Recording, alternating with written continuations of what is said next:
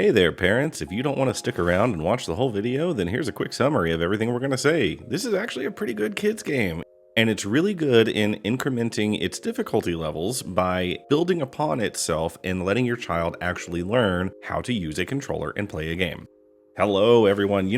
I know that a while ago I made a video in my Jib Plays Bad Games series where I really kind of hammered on Dragon Tales Dragon Seek because it's a kid's game. But now that I've played it a lot more with my own kiddo, and she really seems to like it, I've gone ahead and revisited it, and I've thought about it some more. And ultimately, I'm here to just tell you it's a really good kids game. Now, first and foremost, of course, it's not that difficult of a game, right? It's a kid's game, so don't go in expecting it to be very hard. But the basic understanding of the game is that you're playing a hide and seek with all of the main characters from Dragon Tales. Whenever you finish a stage or a round of stages, then you race with your dragon berries that you collected in the hide and seek game. That's really it. But where the game really shines is in that it has 4 various difficulty levels. It's got 1, 2, 3, and 4.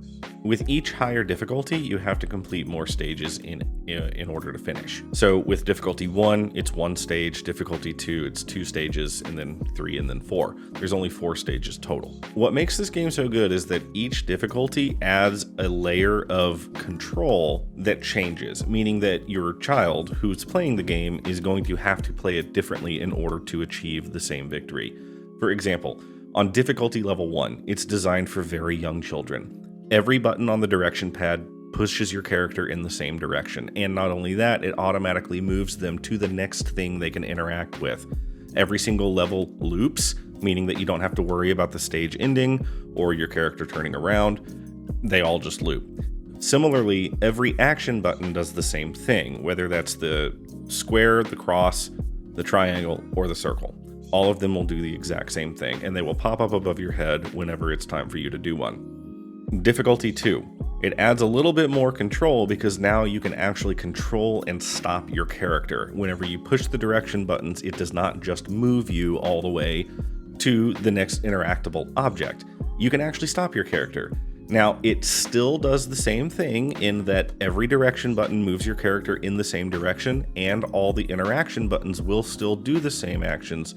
Otherwise, you can now just control your character a little bit. Similarly, the levels are now a little bit more complex, just meaning they're a little bit bigger and there's more hiding spots that the dragons can hide in. Difficulty 3 is very similar as number 2, except now you have complete movement control over the character. You can turn them around, you can make them move left or right, but you can still only use 1 set of action buttons when prompted. All 4 of them will continue to do the same thing.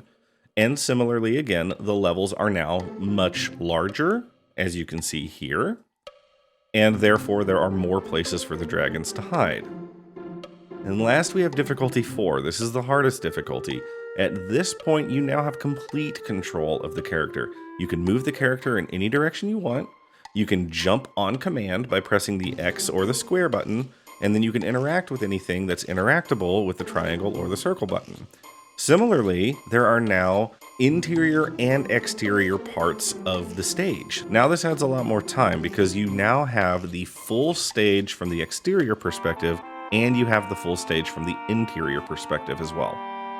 Now, whenever you finish a full round of stages on whatever difficulty you're on, you're going to have the race. The race is a little bit fun because it should teach your child a little bit of reaction time. In any difficulty, whether you're doing difficulty 1 or difficulty 4, all that does is increase the length of the race. You can win every single one by using 1 dragonberry to get ahead, and then anytime you see the dragon behind you moving towards you, just use another one. And no matter what difficulty you're on, you're going to win the race. That's fun because that teaches your kid some reaction times and a little bit of environmental awareness as well. And that's really it. Once you win, you get to have a nice little musical number that your kiddo is probably going to enjoy. Wiggle your fingers, wiggle your toes, wiggle your hands and wiggle your nose. And then you can just start over, keep playing, or if your child is very young, you can just help them increase the difficulty as they get better and better at whatever difficulty they're playing on, and you got yourself a young little gamer on your hands. And that's pretty cool. And that's really it. All in all, look, is it the greatest game in the world? No, not at all. Of course not. But it's a very good kids game. So If you're looking for something that's very good for very young, very first time gamers, and they don't have the hand-eye coordination or anything to really, play something big yet, or even a bigger kids game than this is a really good one to start them on.